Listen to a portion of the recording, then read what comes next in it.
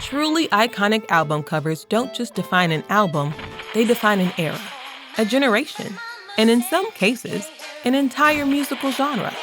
Here are 10 iconic album covers of the 1960s.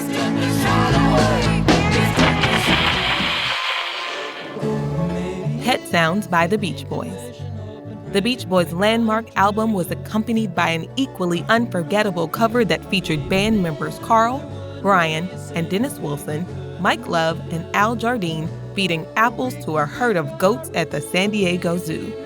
Love has claimed that the photo shoot was conceived around the working album title, Our Freaky Friends, before the band settled on Pet Sounds. No Room for Squares by Hank Mobley.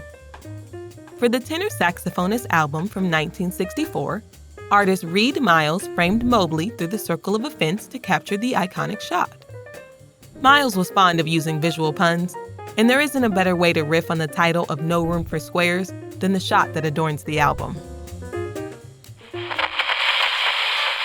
Sgt. Pepper's Lonely Hearts Club Band by the Beatles. At the time, it was the most expensive album cover ever made. Nowadays, the cover to Sgt. Pepper's is simply known as a pop art masterpiece that's influenced everyone from Frank Zappa to The Simpsons.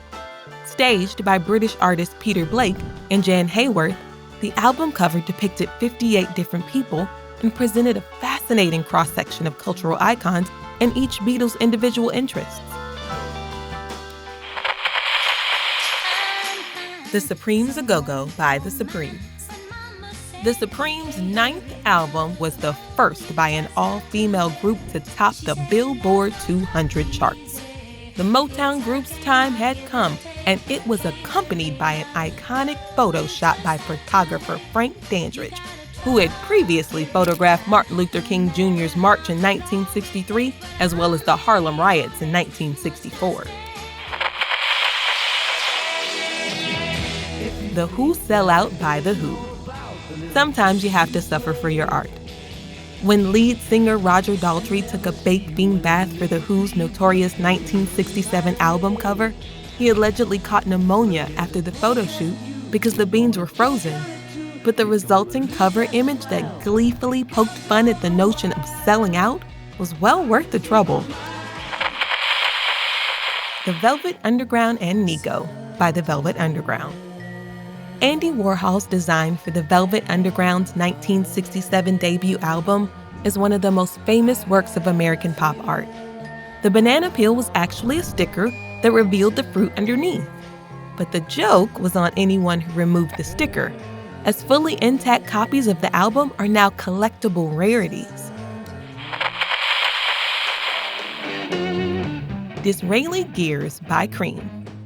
The classic second album from Eric Clapton, Ginger Baker, and Jack Bruce's blues rock band dove deep into psychedelia, and the iconic cover art reflected Cream's artistic shift.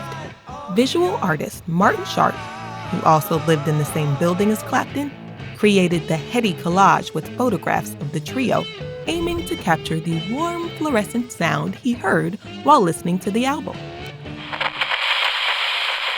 Cruisin' with Reuben and the Jets by the Mothers of Invention. The fourth album from Frank Zappa's unclassifiable Mothers of Invention offered a unique spin on doo-wop, and Cruisin' with Reuben and the Jets' cartoonish cover reimagined the band as doo-wop animals. Look closely, and you'll see a thought balloon suggesting the album was a last-ditch attempt to get their cruddy music on the radio. A perfect example of Zappa's devilish sense of humor. The Howlin' Wolf album by Howlin' Wolf. A picture is worth 1,000 words, but some album covers just need 3 sentences to get their point across. The blues legend hated his album-length collaboration with Chicago psychedelic rock band Rotary Connection so much that producer Marshall Chess decided to display his disdain on the cover of the album. Howlin' Wolf didn't like that decision either. Let It Bleed by the Rolling Stones. The delightfully overstuffed sculpture on the cover of Let It Bleed was inspired by the album's working title, Automatic Changer, which referred to the mechanism that changed records inside a jukebox. Let It Bleed's cover art is still cherished today. In 2010, the image was one of 10 album covers chosen to appear on postage stamps by the Royal Mail.